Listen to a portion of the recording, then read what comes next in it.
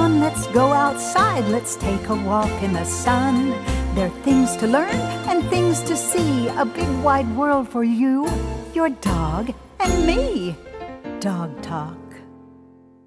Hi everybody, welcome to Dog Talk. I'm Pat Becker, this is Nancy Harrison. How are you? Good, I'm very good. And this darling little Aussie down here is named Sydney, and Sydney likes toys.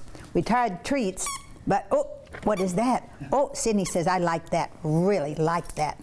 Okay, so he's gonna hide it. No, let's stay over here. I love it. Well, we are so pleased that when I saw your dog, we were in PetSmart, and I saw this dog, and he came up and was so friendly, as most Aussies are. And he said, you know, I'd like to be on your show. And I said, you know what, Sydney, you're on. You did, absolutely. That's exactly right. So where did you get Sydney? Well, Sydney actually was a real live horse trade. Wow. We moved into town from the lake, and I had a horse and couldn't really find any place that I could afford that was close enough to me.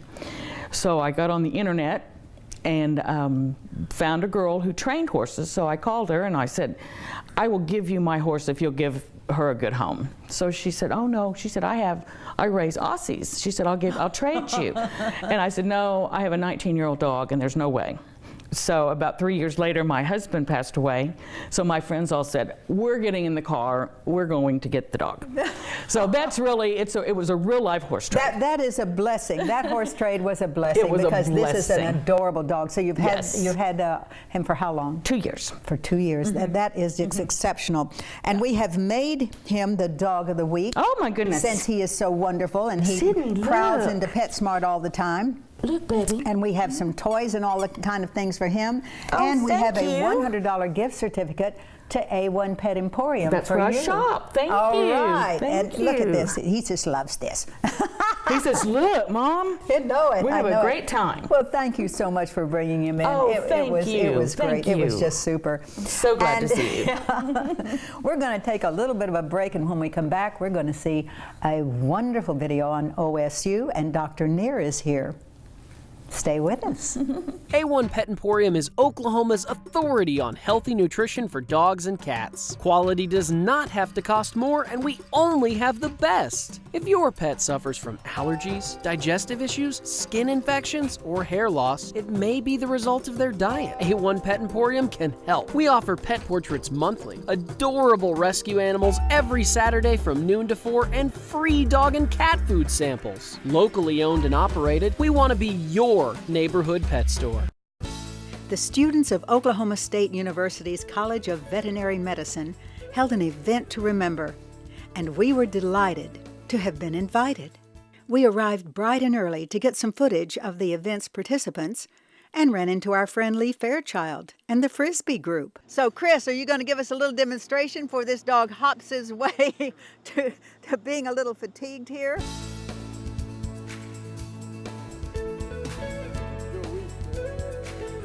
There we go. Look at that. Well, we appreciate so much your coming out, and I know all the kids will really love it and all the adults, and it is a sport that is so exciting, and we appreciate you. Well, thanks a lot for coming over. I was amazed at the number of exhibits and demonstrations. Very well presented, very educational. Okay, I know this is not a dog. However, this was so interesting that I asked Stephanie to explain it all to us. This horse has been painted as though it was a skeletal version, right? Mm-hmm. So what does this do? So this is Vegas here, and he's got the skeleton system painted on him. The two most common problems you find in horses will be lameness with their skeleton or the digestive tract that we have painted over there. Mm-hmm. And a lot of the problems that we see here with horses come from the lower portion of the limb. Not so much up here. Things can happen, but mainly things that plague horses when it goes for lameness is their lower limbs. Katie, you have gotten this panda bear ready for Maisie, and she's going to operate. Is that right? Yes, ma'am. So what are we going to do here? It looks like today, this is Snowflake, right? Panda Snowflake. Looks like Snowflake's got an arm injury, so we're going to patch up Snowflake's arm today, and my surgeon Hannah here will be in charge, and I'm her assistant. All right. Okay, are you ready to prep Snowflake? Okay, let's go ahead and get Snowflake clean. So I'm going to show you how to do this, and then you're going to take over after me, okay? So you're just going to rub in a circle just like this, and we're going to get Snowflake's arm clean and ready for surgery. All right, so go ahead and grab yourself one. Okay, do the same thing. Very good. Okay, let's do one more. Hannah, have you done this before? No. No? Looks like you have. Looks like you're a professional. Okay, good job. Now I'm going to open up the drape we're going to cover Snowflake with. Can you go ahead and take that out for me? Very good. Okay, open that up. And let's drape off Snowflake so that he stays warm and clean during surgery. There you go. Good job. You want to do that? There we go. You want to see Snowflake's face? That way we know he's doing good during surgery. There we go. Okay, now he's all ready. Now can you put the star right where his injury is? Okay, good job. Katie, that was so impressive. Thank you.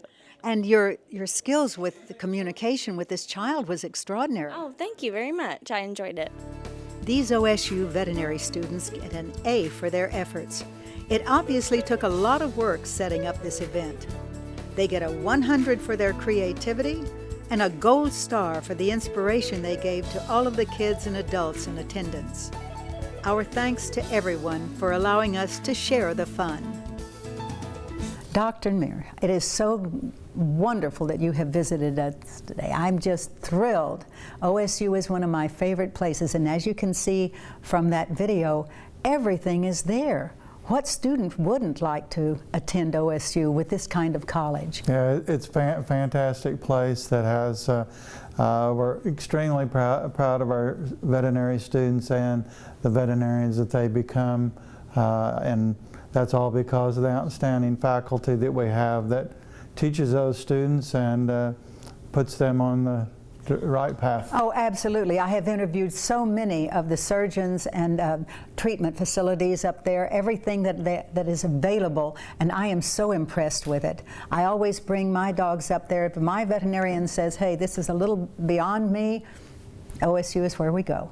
Yeah, and it's always a pleasure for me to get to tell the pet owner all the specialty services that we do have available, and I think that's an important part of a program like this, to get that message out, because a lot of pet owners don't really know the multiple specialties, and just within our small animal area we have over 13 specialty areas. So oh yeah, you know, it's just astounding to me when we have viewers call in and say, my dog has a cough. I will say, see your veterinarian. They will probably refer him up to OSU. Eyes, ears, breeding, DNA, techniques and all. You know, I made a few questions because some of our viewers call in and they ask some questions. Are there more students going for the small animal or large animal practices? I think overall, not just at OSU, but at all veterinary schools, there's more focused in the small animal area than equine or mixed animal practice. Is it because it's easier, or is there just more pets like that involved than horses and cows and things? Great question. I think many of the veterinary students have grown up more in the urban and suburban areas and don't have as much exposure to the large animal aspect, but I think a lot of it is just we have more female students. I think there's a tendency for I those noticed that. We're catching up with you guys. Yes, it's been that way for good 10 or 15 years now. So what do you think is the future of veterinary medicine, the technology, the abilities to discern diseases and treatments?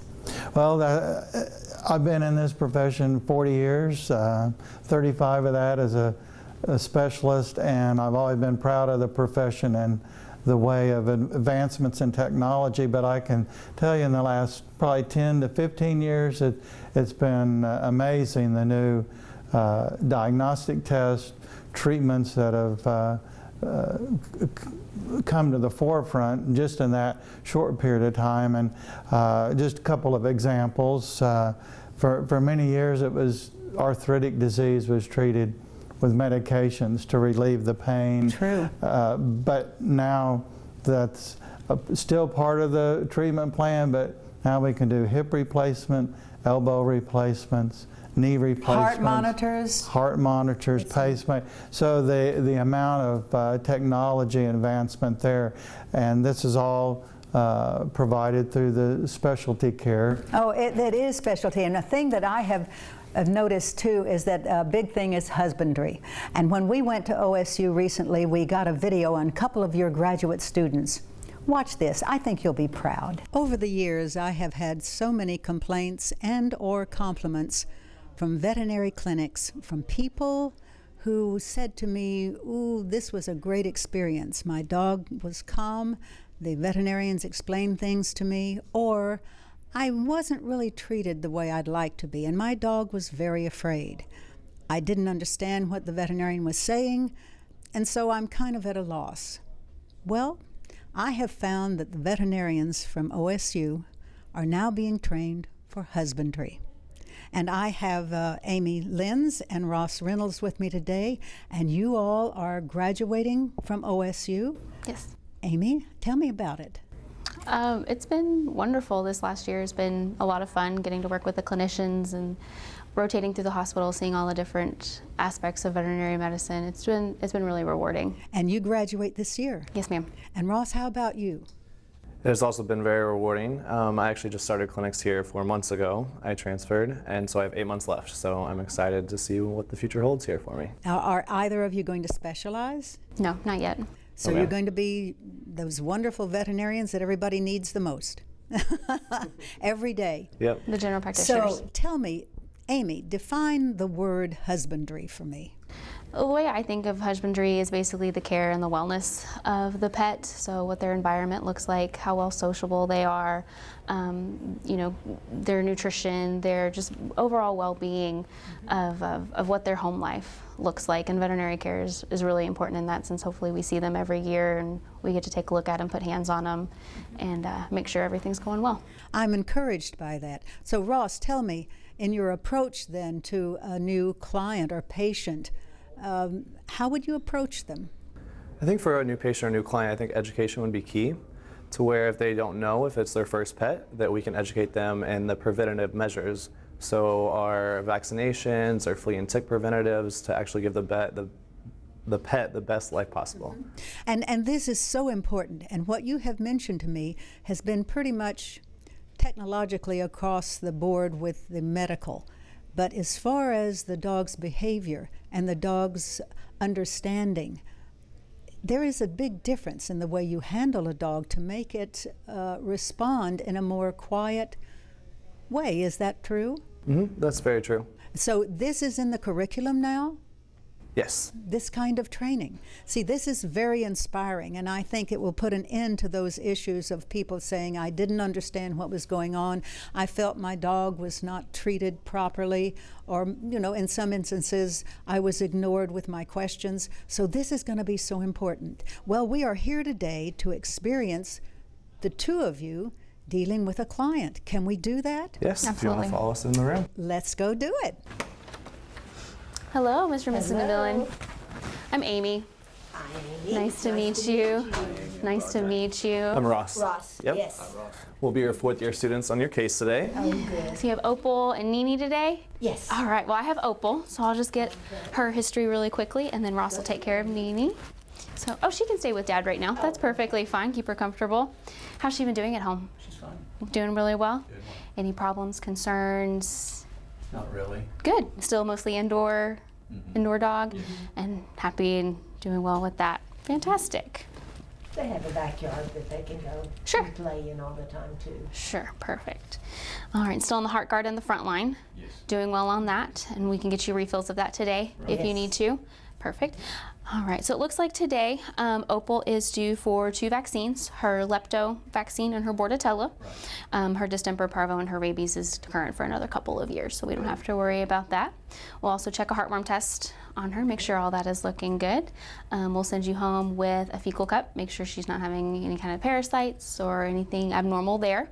And if she is, we can address that. And we'll send her home with a dewormer as well. Amy's gentle touch seemed to give Opal confidence, and that made her thorough exam easier for them both. It was Ross's turn next to interact with Ninny, and the owners, Roger and Martha, were allowed to interject their thoughts. Very smart on Ross's part. So how's Nini doing? Well, he's old. He's 14, but Okay. he's fine. He's not quite as active as this one. Okay, that's to be expected with the older age. How is Nini's diet? He eats just fine. Okay. This one doesn't, but he loves his food. What's he get fed? Hamburger, chicken, Okay. sweet potatoes, better than Roger. Some dog food.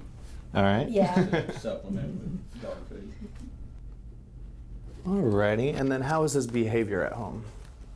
Is he pretty good? He's perfect. Okay. Ninny received his complete checkup and was as relaxed as Opal. So as part of the curriculum, do you have to do these sort of things? We do. Interview people or something? We do. We start off as first years learning in the communications lab how to communicate with clients, effective history taking, and really just working at working on our own communication skills. Well, obviously you excelled. We got an A+ from Martha, so that's a good thing. So, so when you start in your different practices and everything, will you give us a call? I'd like to do a follow-up. Sounds great. Yeah, All sounds good to right. me.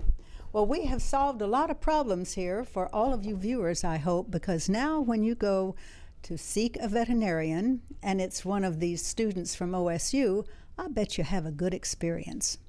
Let me know.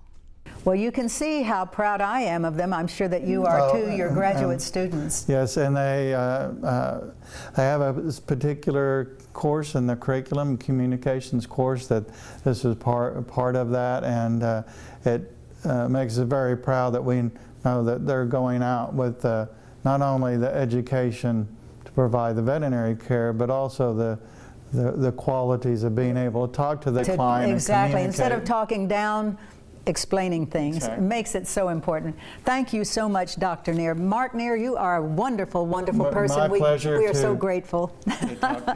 We're going to be right back, and when we come back, we're going to see the Shepherd Rescue. A1 Pet Emporium is Oklahoma's authority on healthy nutrition for dogs and cats. Quality does not have to cost more, and we only have the best. If your pet suffers from allergies, digestive issues, skin infections, or hair loss, it may be the result of their diet. A1 Pet Emporium can help. We offer pet portraits monthly, adorable rescue animals every Saturday from noon to 4, and free dog and cat food samples. Locally owned and operated, we want to be your neighborhood pet store. We are visited today by the German Shepherd Rescue. You all are from Tulsa. This is Jackie Judd. How are you, my dear? Fine, thank you. And Bruce Smith. How are you? Doing fine, And this thank is Sarah. And Sarah is a beautiful dog. Now, Shepherds are one of my favorite breeds. One of the smartest breeds ever. Loyal, working hard. You know, they do everything right. And of course, it always, there again, there are some breeds that it amazes me how they could wind up in shelters or rescues.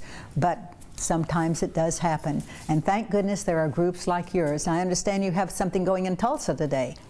There is. There's Rock and Rescue going on, hoping to get lots of dogs rescued today. Yes, absolutely, absolutely. Well, she is beautiful. Now, was she a rescue? Yes, she was. Rescued her about a year ago. Ah, excellent. Well, we are so pleased that you brought her over, and I know that it was kind of an extra thing to drive all the way over here and to bring her, but we would like to make a donation to the German Shepherd Club today of $1,000. Well, we hope that this will help in some way, and that your Great. fundraiser today will add on to that, and you can do some great things with them. Will you check back with me, because I would love to have you, especially Sarah, over again and give us an update about what's going on with the German Shepherd Rescue and how everything is going and what it is that we can do. Love to. Would you do that? All right, I appreciate it. Folks, we're going to take a quick one, and when we come back, Bill Bonadio is here with a very special guest.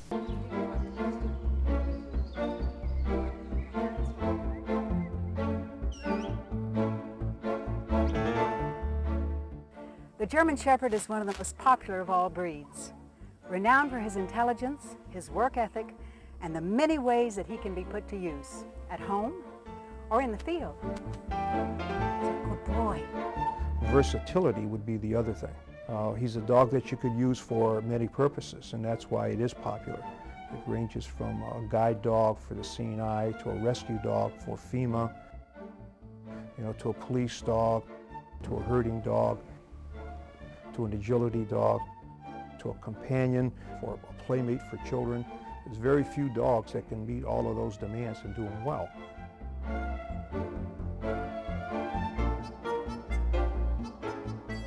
Virtually all dog breeds known today trace their ancestry back to the wolf, specifically a gray wolf which originated in India and the Middle East some 12 to 14,000 years ago. But the true history of the German Shepherd began in the late 19th century with a German cavalry officer named Max von Stephanitz. A gentleman by the name of Max von Stephanitz had a plan. He had a long-range desire to produce herding dogs to fill the necessity that they had in Germany. They had professional shepherds. These are men that would go around and take some sheep from different people and take them to grazing areas. But especially in those times, the fields and farms were small and they were not fenced. And they had professional shepherds. These are men that would go around and take some sheep from different people and take them to grazing areas. So he was interested in developing the trotting gait, because that usually ranges anywhere from 6 to 12 miles an hour. He had to make everything count, and every breed that went in to develop the German Shepherd was made for the specific purpose of herding. And it had a feature that he wanted. Like, for example, he really liked the stand-up ears because they could hear, he thought they could take in sound better, and therefore take commands easier and better. And they have become a very, very efficient piece of machinery. They are functionally efficient. And this is what really got everyone's attention to the fact that this breed is really unique because its high prey drive, its willingness to work could be controlled at a long distance, and this does separate this breed from many others. So its work ethic is what I like to say. Its work ethic is unusual. In the Vietnam situation, we have a jungle environment, listening in the jungle for things that could get you in trouble, like the breeze passing by a tripwire. Dogs can hear that. And so the patrol dogs in Vietnam were taught to listen for that. And so as the patrols would come through the jungle, the dogs would hear this little bit of breeze moving across that tripwire, and they would find that tripwire and they would avoid it. The German Shepherd is in much demand for search and rescue work. He can pick up a trace of a victim no human could ever find. The FEMA has used those dogs for years to find victims. The 9/11 situation is a great example of the use of dogs in their nose to find victims, in the piles. They were bred for companionship, protection. They love their pack, they love people, and their noses are absolutely incredible. I've seen him find a pair of baby socks zipped shut in a baggie 6 inches underneath cedar mulch, and he found it. Shepherds do, as they are a big, deep-chested breed of animal, have a fair tendency for gastric torsion and gastric volvulus types of problems. And so again, it's really important to watch for swelling in the abdominal area with difficulty breathing or salivating that could be indicative of a gastric torsion scenario developing. As these dogs age, they have that much more of a potential tendency also for tumors of the spleen, which could result in vague abdominal swelling. So there's a number of different types of things in the abdomen that can come back to haunt us if we're not really attentive to them and noticing changes in body size and composition and how full they are in the abdomen. Well, German Shepherds have a very sensitive digestive system, it seems. In fact, some of my wife's show dogs, when they're on the circuit, after 3 or 4 days, sometimes the stress will cause some dogs to break into even a bloody diarrhea. They have stress diarrhea sometimes.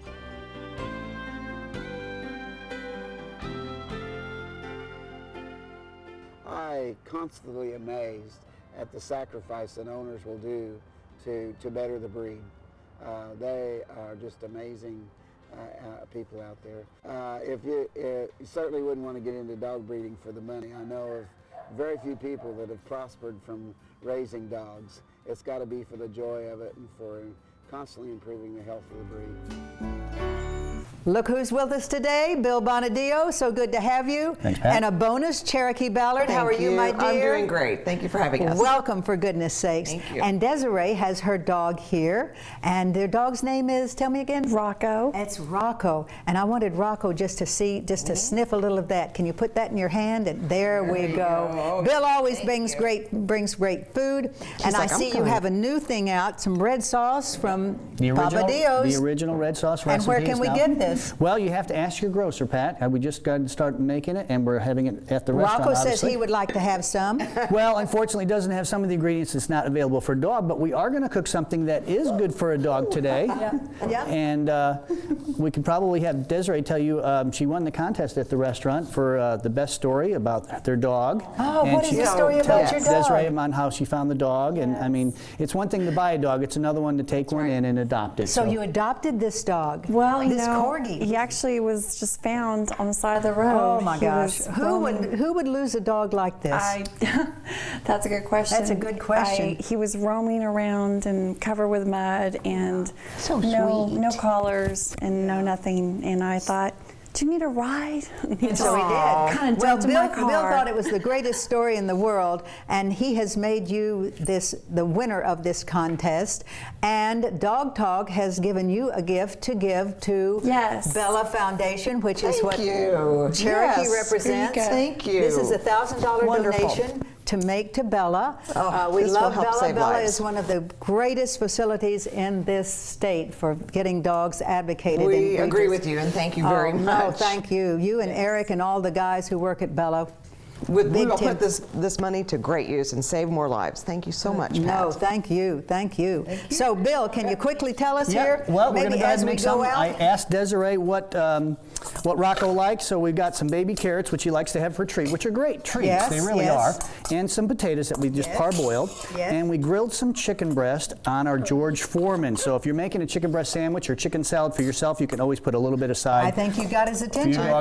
We got it. We're going to put a little bit of sodium-free chicken stock in there. You want to keep the salt down when you're cooking for your dog. So let's just keep that down, and just a pinch of some crushed rosemary. You're going to put a bit of it here? Yes, absolutely. And I'll hold it right here, and we'll turn it here and see if he likes it. And maybe you can set it down so you can see how cute his face is. Here, there we go. He's Rocco. very excited. What do oh you my think? goodness. Yes. I think Look at that tail. I think you've made a hit. And it's healthy. Cherokee, thank you so Thank much. you, Desiree, Pat. thank you so Bill. much. This is for saving wonderful a life. thing. God will Thank you. bless you for this. Yes. It is a blessing. Bill, take care. Always great to see you. Well, I'll be back and cook some more for the dogs and all of my great friends. And we have a $100 gift certificate for you to A1 Pet Emporium for being such a lovely person. Thank you. No, thank you. Great time, guys. We will see you later.